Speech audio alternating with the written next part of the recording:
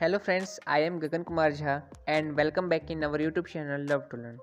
So friends, in the lecture number 6 we have discussing about the cropping pattern, cropping system, farming system, cropping scheme, monoculture, soil cropping and so on. In today lecture we will discussing about the types of cropping system in which we will discuss monocropping, multiple cropping, parallel cropping, intercropping, companion cropping and so on. So before the starting the video, I want to say you that if you want to take the PDF of the all the lectures, you can join our Telegram group, and the link of the group is in the description box. So I hope you will join this group, and so let's start the video.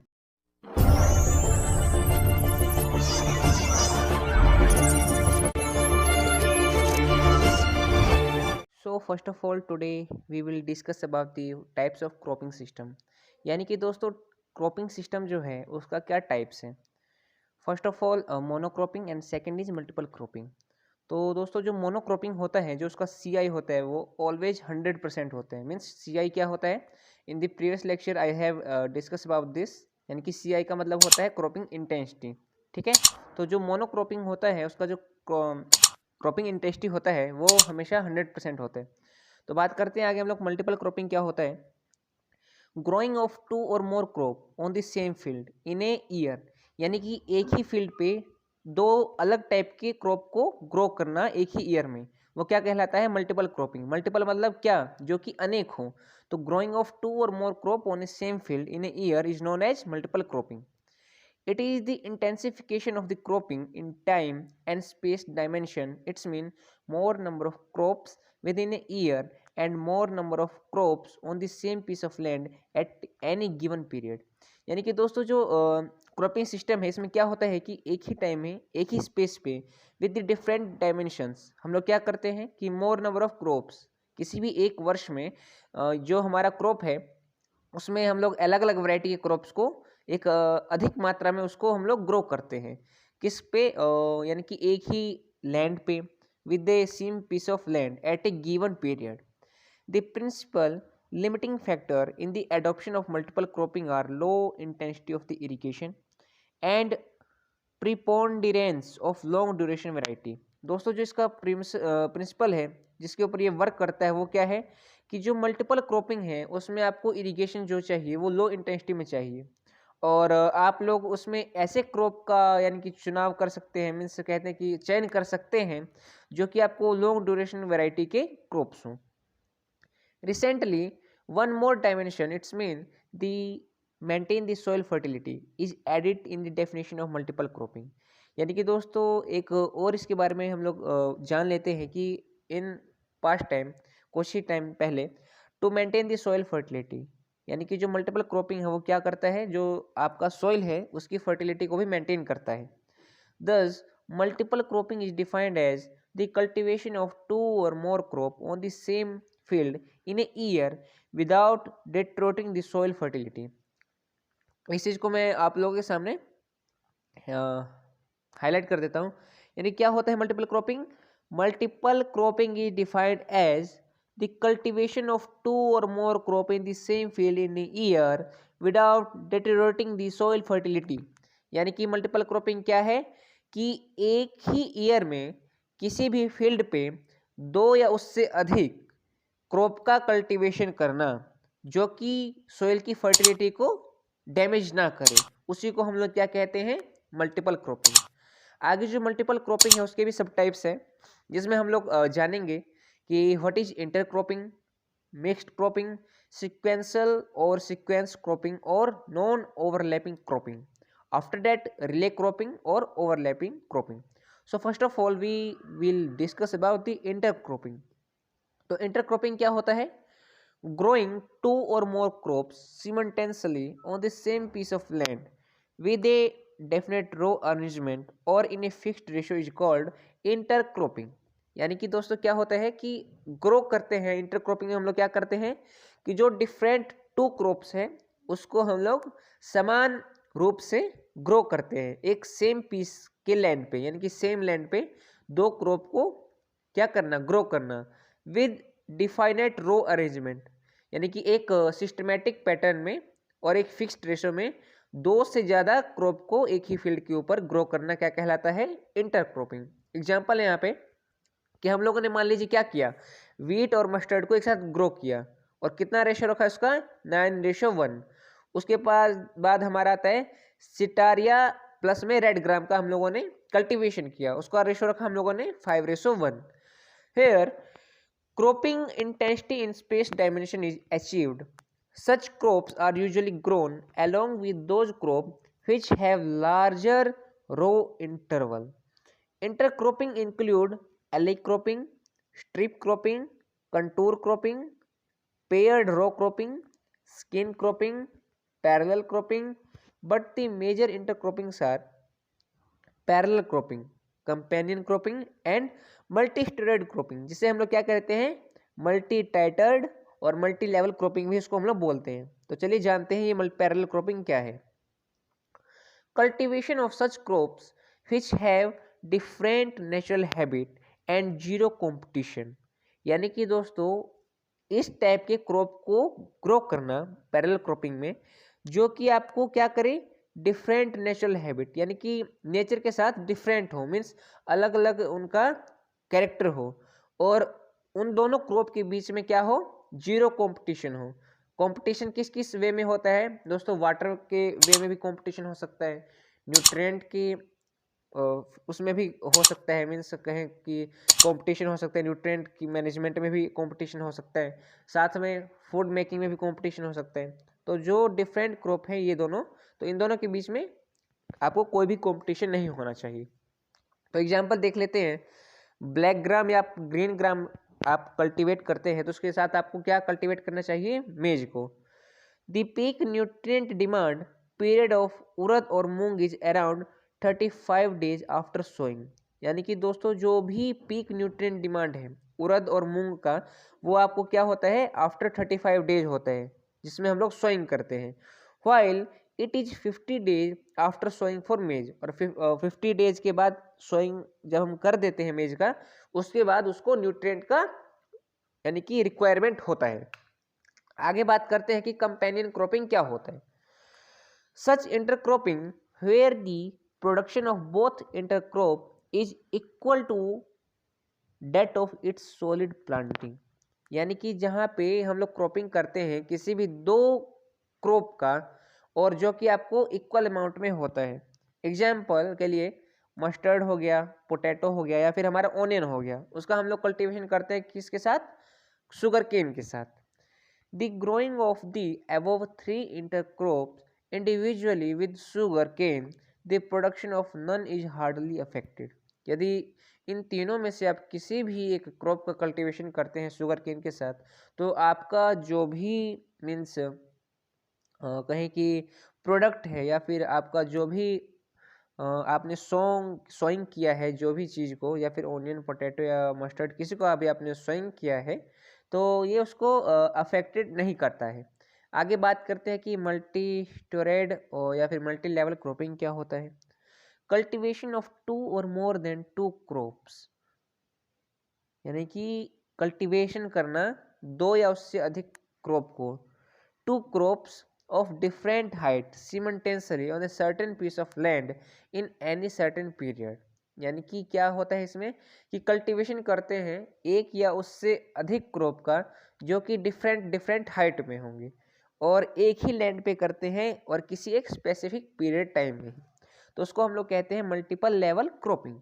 तो इसमें क्या करते हैं, मान लीजिए sugar cane के साथ क्या करते हैं? मस्टर्ड को ग्रो कर सकते हैं, ओनियन को ग्रो कर सकते हैं, पोटैटो को ग्रो कर सकते हैं, because you know that the height of the sugar cane is high in the comparison of the mustard, onion and a potato. After that there is synergetic cropping, यानी synergetic cropping क्या होता है? The yield of both crops are higher than of their pure crop on unit area basis, यानी कि दोस्तों क्या होता है इसमें जो सिनर्जेटिक क्रॉपिंग होता है, मान लीजिए कोई एक क्रॉप है वो इंडिविजुअली जितना प्रोडक्शन देता है, तो इसमें क्या होता है कि आप दो क्रॉप का जब भी कल्टीवेशन करोगे एक साथ, तो जो एक क्रॉप है जब वो इंडिविजुअली ग्रो किया जाता है तो उसके कंपैरिजन में जो आपका यील्ड होता है प्योर क्रॉप का, वो आपको क्या होता है, वो इंक्रीज हो जाता है। एग्जाम्पल के लिए sugar cane plus potato. On the basis of the percent of plant population used for each crop in intercropping system. Intercropping is of two types, viz additive series and replacement series. तो बात करते हैं कि additive series और intercropping क्या होता है, series intercropping क्या है। In such type of intercropping one crop is main crop और बेस क्रॉप। यानी कि दोस्तों क्या होता है कि हम लोगों ने इसमें क्या किया, जो एक क्रॉप है उसको मेन क्रॉप मान लिया है, उसके बाद अनदर क्रॉप इज इंटरक्रॉप, और जो दूसरा क्रॉप है उसका इंटरक्रॉपिंग में हम लोगों ने यूज किया है। Intercrop is introduce into the base crop bye adjusting और चेंजिंग क्रॉप ज्योमेट्री। यानी कि हम लोग जो भी इंटरक्रॉपिंग करते हैं किसी भी क्रॉप का, उसमें हम लोग क्या करते हैं, जो भी क्रॉप ज्योमेट्री है उसको चेंज कर सकते हैं, फिर एडजस्ट कर सकते हैं। It's mean addition of intercrop to the base crop, यानी कि जो भी इंटरक्रॉप है उसका बेस क्रॉप के साथ क्या करते हैं, एडिशन कर देते हैं। Here plant population of base crop is same to what recommended population in a pure stand, whereas that of the intercrop is less. Cropping husbandry is according to the base crop. This type of intercropping is prevalent in India and its main objective is to get additional income and to cover risk. यानी कि दोस्तों जो ये intercropping pattern है हमारे देश में prevalent है, और इसका जो मेन ऑब्जेक्टिव है वो क्या करना, कि एडिशनल इनकम को कवर करना, साथ में जो भी रिस्क है उसको कवर करना। Example, sowing of potato in the field of sugar cane in between the row of cane at 90 centimetre. यानी कि दोस्तों जो भी शुगर केन हम लोग जब भी ग्रो करते हैं तो उनके बीच में, यानी कि दो शुगर केन के जो क्रॉप्स हैं उनके बीच में जो डिफरेंस होता है, मीन्स रो के बीच में जो डिफरेंस होता है, उसी के बीच में आलू को हम लोग ग्रो करते हैं। तो ये आपको एक हुआ उसका एक एग्जाम्पल। तो आप लोग देख पा रहे होंगे इसमें कि यहाँ पे जो 90 सेंटीमीटर का है, मीन्स मैं आपको दिखा देता हूँ, वेट। जो आप लोग ये लाइन देख पा रहे हैं, ये वाला लाइन, ये इसमें हम लोग क्या कर रहे हैं, पोटैटो को ग्रो कर रहे हैं। ये हमारा पोटैटो का हो गया पार्ट, ठीक है। और आप लोग को ये जो पार्ट दिखाई दे रहा होगा, ये वाला पार्ट, ये वाला, इसमें हम लोग क्या कर रहे हैं, जो भी हमारा यानी शुगर केन का क्रॉप है, शुगर केन का जो क्रॉप है उसको हम लोग इसमें ग्रो कर रहे हैं। तो इस टाइप से हम लोग इसमें ये क्रॉपिंग करते हैं, इंटरक्रॉपिंग करते हैं। वेट आई एम सॉरी दोस्तों। तो हाँ, हम लोग यहाँ पे थे, तो इसमें हम लोगों ने दिखाया कि यहाँ पे आप देख पा रहे होंगे कि ये हमारा पोटैटो का हम लोगों ने किया है क्रॉपिंग। क्या किया है, एडिटिव सीरीज इंटरक्रॉपिंग किया है पोटैटो का। आगे हम लोग बात करते हैं कि रिप्लेसमेंट सीरीज इंटरक्रॉपिंग क्या होता है। Both the crops are component crops, neither is the base crop nor is the intercrop. यानी कि इसमें दोनों जो है वो आपको मेन रोल प्ले करते हैं, कि कोई भी बेस क्रॉप नहीं होता है और ना ही इंटरक्रॉप होता है। It means the plant population of both component crop is less than their recommended population in pure stand. Such type is widely practiced in the western country. जो हमारे वेस्टर्न कंट्री हैं उनमें इस टाइप की जो भी कल्टीवेशन है उसको फॉलो किया जाता है। Here 10th row of wheat crop is replaced by mustard and row to row distance of wheat crop is somewhat reduced to adjust the mustard crop. यानी कि आप लोग ये जो डायग्राम देख पा रहे होंगे, इसमें जो 10th नंबर का जो रो है उसमें क्या किया गया है, जो वीट है उसको रिप्लेस किया गया है मस्टर्ड के साथ। और जो आपको रो टू रो डिस्टेंस है, means row to row distance of wheat crop is somewhat reduce to adjust the mustard crop. यानी कि जो रो टू रो डिस्टेंस है वीट में, तो उसको क्या किया गया है, उसको कम कर दिया गया है एडजस्ट करने के लिए, किसको, मस्टर्ड का जो क्रॉप है उसको। आगे हम लोग बात करते हैं prerequisites of successful intercropping. The main objective of intercropping is to get higher productivity per unit area in addition to stability in the production. यानी कि जो इसका मेन ऑब्जेक्टिव है इंटरक्रॉपिंग का, क्या करना, कि हायर प्रोडक्टिविटी को गेन करना किसी भी एरिया में से। इंटरक्रॉपिंग यूटिलाइज रिसोर्स एफिशिएंटली, इसमें हम लोग क्या करते हैं, जो भी हमारा सोर्सेज है उसको क्या करते हैं, यूज करते हैं, एफिशिएंटली यूज करते हैं।